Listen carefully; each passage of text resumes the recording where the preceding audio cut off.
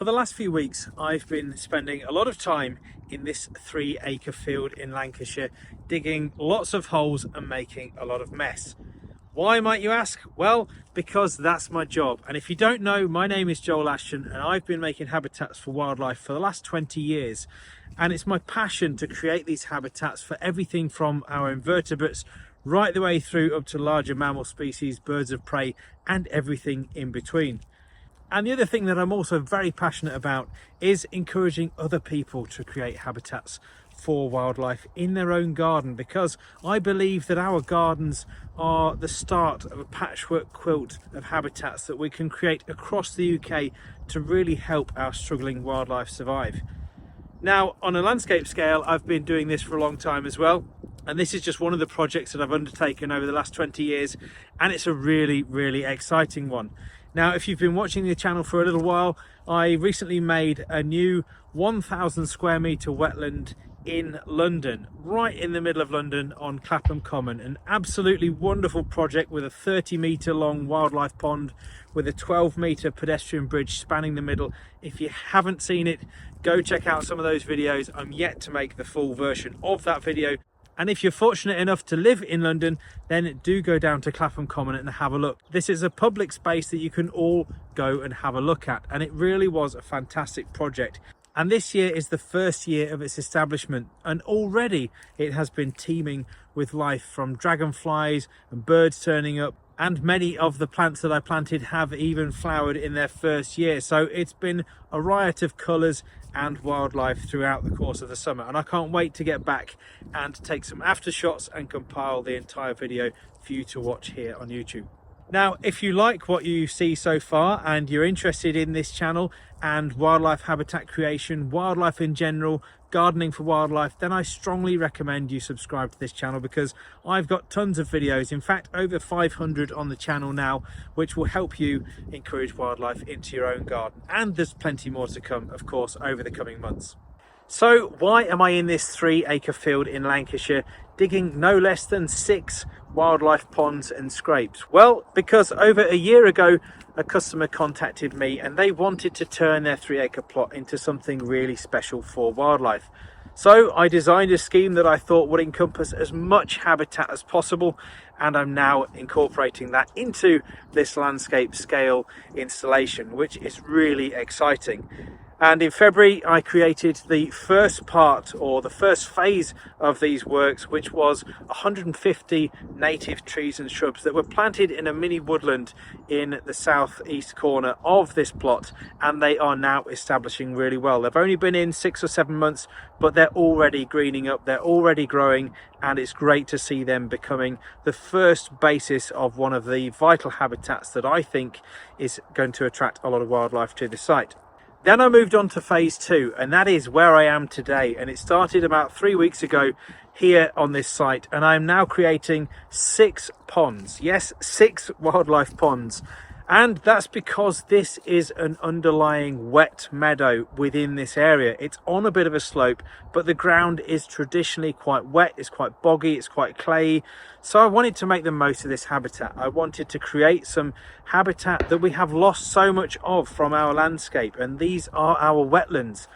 And part of the reason we've lost that, ironically, I have dug up behind me, because there are so many drainage pipes, these old clay drainage pipes that were installed in the ground across thousands of acres of countryside in the UK many decades ago to help drain wet pieces of land so that it could become more productive in terms of creating a crop, or for farmers to put livestock on the fields. They just became more manageable spaces. Well, that of course meant that everything started drying up, which meant it was a detriment to some of the wildlife. Things like, for example, our wading birds, our wetland species, which love these wet, boggy fields with clumps of hard rush dotted all over the place, which this field has lots of. And it was one of the first indicators that I knew this was a very wet meadow when I came to see the site over a year ago now. So I wanted to recreate some of these natural habitats that we'd lost, which included a multitude of ponds and scrapes. Now, what's a scrape, I hear you ask? Well, It's a small, shallow pool of water that is a temporary feature. These aren't meant to be water bodies all year round. They will dry out, no doubt, in the summer months, in the autumn and the winter time through to the following spring. There'll be a nice shallow pool of water which will have muddy margins and attract a lot of waders.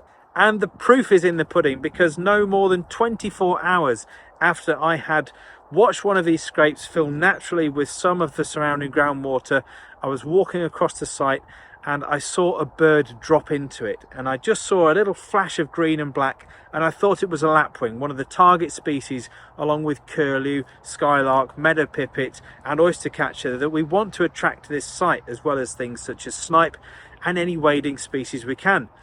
And I got my camera out, started filming, walked very slowly towards the scrape, and I flushed none other than a green sandpiper from the very scrape I just created. And you can imagine my excitement to see this bird flying away with this gorgeous white rump and this sort of dark green coloration across its wings, telling me that it was in fact a green sandpiper. The first bird to visit these scrapes, and it is a wading bird, one of the target species that we want to attract here. So I'm absolutely elated already, before I've even finished, as you can see behind me, the main pond, which is going to be lined. This one is a 20 metre by 10 wildlife pond, and it is going to be lined for the following reasons. Because although this is a wet field and it could be classed as a wet meadow, and right now the scrapes and the ponds that are already dug, I've got 5 of 6 dug so far, they are filling up with water naturally, but it's quite a sandy soil and it's not solid clay. So in the summertime,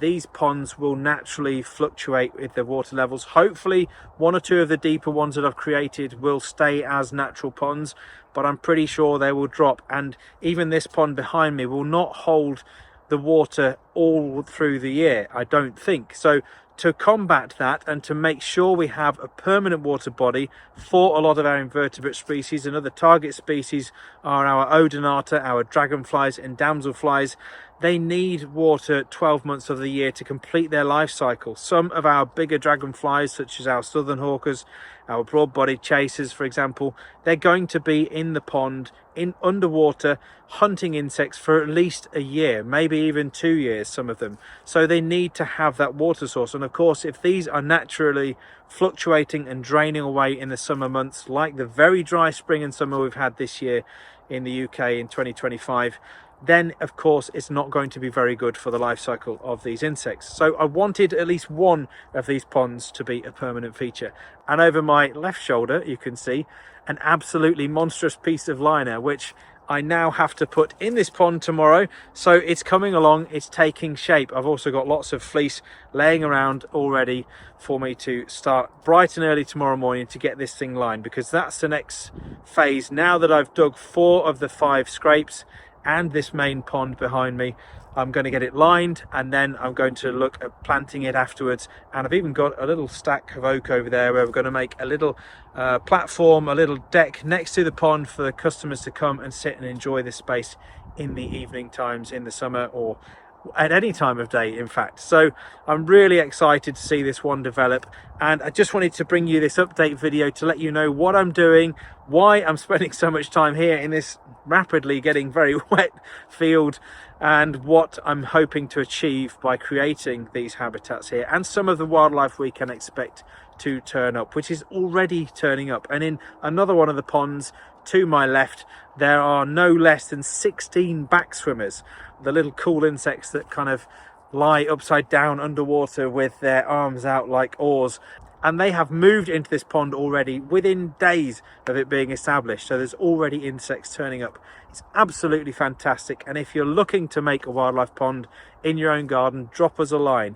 Inquiries@wildyourgarden.com, because we can help you create one of these ponds in your own garden. Doesn't have to be this big, and I will personally give you tailored advice and help you quantify the liner, the fleece, choose the right plants, oxygenators, so you get it right for wildlife. Because more than anything, it's important to get these water bodies right. They are an art, and they do need the right installation, the right techniques, and indeed the right plants, because so many people out there think that they can just go and put, for example, a yellow flag iris in a pond, and that's a great plant for the edge of a pond, only within 2 or 3 years to find they've got nothing but a yellow flag iris in their garden because they take over. And that's the kind of advice you'll get when you come through wildyourgarden.com to buy your fleece, your liner, your plants, your oxygenators, the subsoil and the boulders you need to make one of these mini wildlife ponds in your own garden.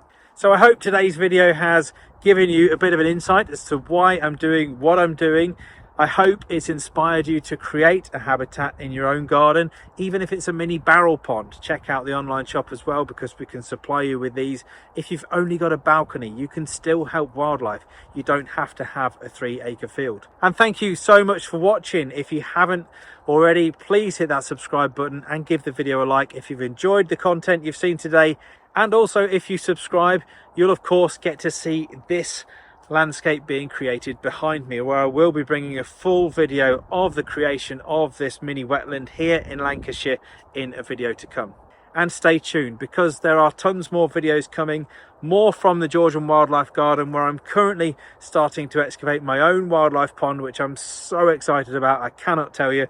So stay tuned, loads of cool content coming up through the rest of the autumn and the winter months. Thanks so much for watching, stay wild, and I'll see you all very soon.